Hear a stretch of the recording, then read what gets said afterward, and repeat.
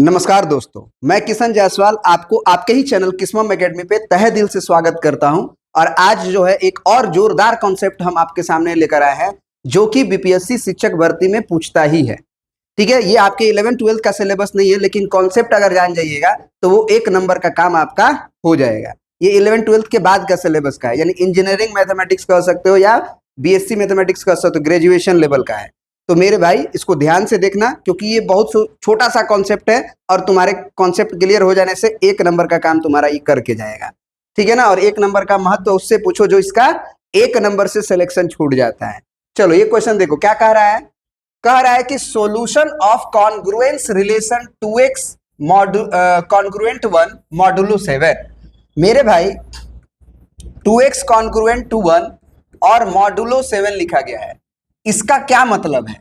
इसका क्या मतलब है इसको समझो। इसका यह मतलब है कि इसका अगर सॉल्यूशन पूछा है तो क्या करेंगे, कैसे शुरुआत करेंगे, यही ना दिक्कत है। तो मेरे भाई इसकी शुरुआत करने के लिए कुछ नहीं करना है, 2x और कॉन्ग्रुएंट की जगह पे माइनस लिख दो और 1 लिख दो, यहां जो है उसको घटा दो। और मॉडुलो 7 का मतलब है कि उससे डिवाइड करो, और डिवाइड करने के बाद वो कट जाना चाहिए। कट कब जाएगा? जब इंटीजर आएगा। बात समझ में आ रहा है? जैसे 7 को अगर हम 49 में भाग दें, 49 को 7 से भाग दें तो 7 7 49 कट गया, तो हम इसको कहते हैं कि ये कट गया क्योंकि ये इंटीजर आया है। लेकिन अगर यहीं पे मान लो तुम्हारे पास 50 है और 7 से जब तुम भाग दोगे तो 7 7 49 आया, एक बचा, तो नहीं कटाना, दशमलव में ले जाना पड़ेगा। बात समझ में आ रही है कि नहीं आ रही है? दशमलव में ले जाना पड़ेगा, जीरो बढ़ाओगे फिर 7 एकम 7 करोगे, तो ये हो गया इंटीजर नहीं है, does not belongs to integer, तो इसको बोलते हैं कि ये नहीं कटा। तो इसका मतलब यह है कि 2x congruent 1, 2x congruent 1 modulo 7 का मतलब है कि 2x में से 1 घटाएंगे और 7 से डिवाइड करेंगे तो इंटीजर आना चाहिए।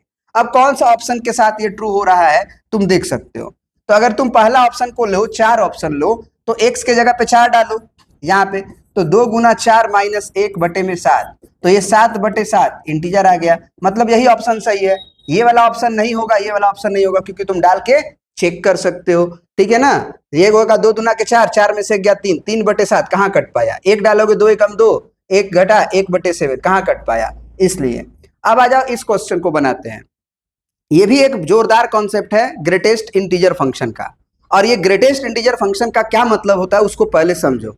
अगर कोई ऐसे डब्बा बना दे और इस डब्बा के अंदर कोई भी नंबर ऐसे लिख दे, तो इसको पढ़ते कैसे हैं? इसको पढ़ते हैं GIF of x, greatest integer function of x, या integral part of x, integral part of x, या फ्लोर ऑफ x, ये भी बोला जाता है फ्लोर ऑफ x।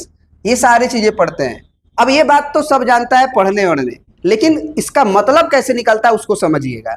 जैसे मान लीजिए आपको 5.3 का ग्रेटेस्ट इंटीजर आपसे पूछा कि इसका वैल्यू क्या होगा, तो नाम है ग्रेटेस्ट, लेकिन काम जो होगा थोड़ा सा उल्टा होता है। देखिएगा, ग्रेटेस्ट इंटीजर फंक्शन बोला है तो आपको एक नंबर लाइन बनाना है, और नंबर लाइन पे 5.3 से जितने भी छोटे इंटीजर हैं, जैसे कि 5 हो गया, 4 हो गया, 3 हो गया, 1 हो गया, 2 हो गया, 1 हो गया, तो 5.3 से जितने भी छोटे इंटीजर हैं उसमें जो सबसे बड़ा इंटीजर होगा उसको बोलते हैं ग्रेटेस्ट इंटीजर फंक्शन। यहाँ पे आपका 5.3 होगा, तो 5.3 से जस्ट पहले वाला इंटीजर्स जितने भी लिखे गए हैं उसमें जो सबसे अधिक है, जो सबसे अधिक है उसको बोलते हैं ग्रेटेस्ट इंटीजर फंक्शन। बात समझ में आ गई? चलिए, तो अगर हम बोले 5.3 का ग्रेटेस्ट इंटीजर क्या होगा? 5 होगा। एक छोटा सा कंफ्यूजन क्या होता है बच्चों को, ये होता है कि जैसे माइनस में अगर 7.2 हो गया तो इसका ग्रेटेस्ट इंटीजर जो है वो बोल देता है कि सर -7 होगा, जो कि गलत है। हाँ, अगर ये 7.2 होता तो इसका ग्रेटेस्ट इंटीजर 7 होता। क्या होता? क्योंकि नंबर लाइन पे जब हम बनाते तो ये 7 होता, ये 8 होता, तो 7.2 यहाँ कहीं होता ना। तो उससे छोटे इंटीजर्स में जो सबसे अधिक है वो कौन है? छोटे इंटीजर के लिस्ट में जो सबसे अधिक है वो 7 है, इसीलिए आंसर 7 हो गया। लेकिन इस केस में ऐसा नहीं है। अगर आप नंबर लाइन बनाओगे, देखना जरा, समझना बात को ध्यान से, है ना। इसके लिए कहानी बता रहे हैं। अगर हम बोले कि -7.2 कहाँ होगा, तो पहले -7 बनाओ, फिर -8 बनाओ, फिर -9 बनाओ, फिर -10 बनाओ, क्योंकि लेफ्ट साइड में आप ऐसे ही जाओगे। बात समझ में आ रही है? यहाँ पे ओरिजिन मानते हो तो तो अब जरा सोचो कि -7.2 का होगा, यहाँ थोड़ी होगा, यहाँ तो -6 से लेके 6.9 तक जाएगा, यहाँ पे ना होगा 7.2। बात समझ में आ रहा है? तो अगर यहाँ पे 7.2 हुआ तो उसमें जो सबसे छोटे इंटीजर्स के लिस्ट बनेंगे वो कौन से बनेंगे? ये सारे बनेंगे। और उसमें जो सबसे अधिक है वो कौन है? जो सबसे अधिक है वो कौन है? वो जो सबसे अधिक है वो -8 है। इसीलिए मेरे भाई इस क्वेश्चन का जवाब -8 होगा। बात समझ में आ रही है? क्या होगा? -8 होगा। क्लियर है? तो अब ये क्वेश्चन बहुत आसान हो गया क्योंकि एकदम चुटकी में बन जाएगा।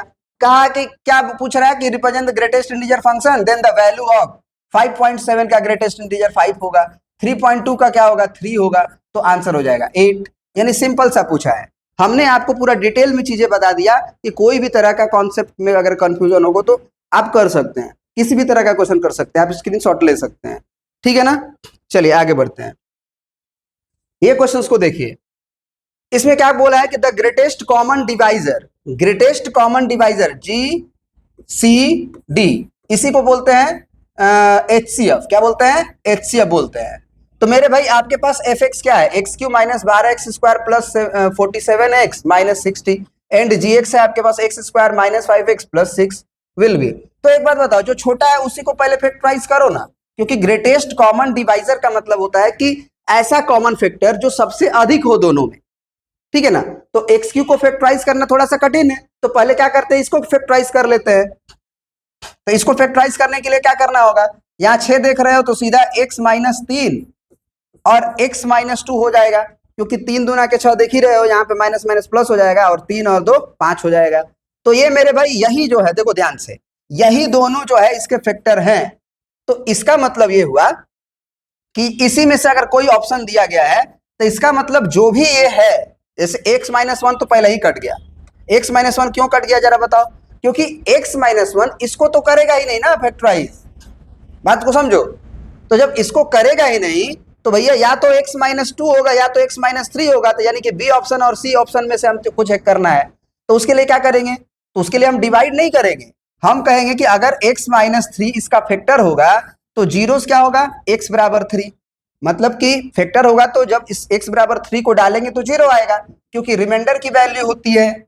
बात समझो, x - 3 को 0 से इक्वेट करेंगे तो जो x को वैल्यू आएगी वो इसमें डालेंगे और 0 आ जाएगा, तो माना जाएगा कि x - 3 इसका फैक्टर है। और अगर ये नहीं 0 आया तो ये ऑप्शन x - 2 होगा।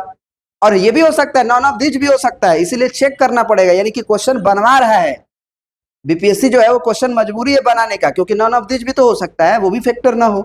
तो इसीलिए जरा चेक करते हैं। तो x बराबर अगर मान लो, पहले हम 2 ही चेक करते हैं क्योंकि 3 डालना थोड़ा मुश्किल है, 2 ही चेक करते हैं। ठीक है ना? वैसे तो दोनों हो सकता है, मोर देन 1 भी हो सकता है, ये भी हो जाए ये भी हो जाए। तो चलो 3 से ही स्टार्ट कर लें। मोर देन 1 भी तो दिया गया है, ये भी तो ध्यान देना है। तो 3 डालोगे तो क्या होगा? 3 का क्यूब यानी कि 27, फिर माइनस 12x², तो 3 तिया 9 और 12 9 108, तो 12 9 108 हो गया। प्लस में 47 इंटू एक्स, तो 47 का गुना करना होगा 3 में, तो 3 7 21 और 4 तिये 12 और 2 14 और माइनस का 60। जरा चेक किया जाए, ये दोनों प्लस में हो जाएंगे। तो भैया जो है इसको अगर हम 7 दे देते हैं तो ये हो जाता है 148 158 168, ये हो जाएगा। और माइनस में ये दोनों जुटेंगे तो 60 और 8 68 168, तो ये मेरे भाई 0 हो गया। यानी कि ये तो एक फैक्टर है, यानी कि x - 2 तो एक ऑप्शन बन रहा है। लेकिन अब x - 2 को भी तो चेक करना है, तो उसको भी चेक कर लेते हैं। तो x - 2 को जब 0 करेंगे तो x की वैल्यू 2 आएगी। अब 2 डालेंगे तो 2 दूना 4 दूना 8 होगा, माइनस 12 है और ये 2 दूना 4 होगा, तो 12 चौके 48 हो गया। फिर देखो यहाँ पे प्लस में 47 दूना, तो 7 दूना 14 4 दूना के 8 9 94 और माइनस 60। अब 94 और 8 को जोड़ेंगे मेरे भाई, तो 94 और 6 हो जाता है 100 और 2 102 हो गया। अब माइनस में देखो 8 किनारे पे आ गया तो 6 4 10, ये तो होगा नहीं क्योंकि ये 108 है। बात समझो, ठीक है ना? 2 दूना 4 दूना के 8 हुआ और ये 4 12 चौके 48 हुआ और ये 47 दूना के 7 दूना 14 4 दूना 8 1 9 हुआ, नहीं होगा। यानी कि केवल और केवल यही ऑप्शन जो है वो सही होगा। सी ऑप्शन जो है इस क्वेश्चन का क्या है? सही जवाब है, x - 3 मेरे भाई। अब आ जाओ आगे बढ़ते हैं। या फिर इस वीडियो को यही खत्म करते हैं 10 मिनट का ही, आगे का कॉन्सेप्ट हम लोग अगले क्वेश्चंस में लेंगे, अगले मतलब लेक्चर्स में लेंगे। मेरे भाई वीडियो अगर पसंद आए तो लाइक सब्सक्राइब करिएगा और शेयर करना मत भूलिएगा। मेरे भाई इस चैनल पे आपको पूरा का पूरा कंटेंट डिलीवर किया जा रहा है, बहुत मेहनत लगती है, बस आप भाइयों की सपोर्ट की जरूरत है। जय हिंद, जय भारत।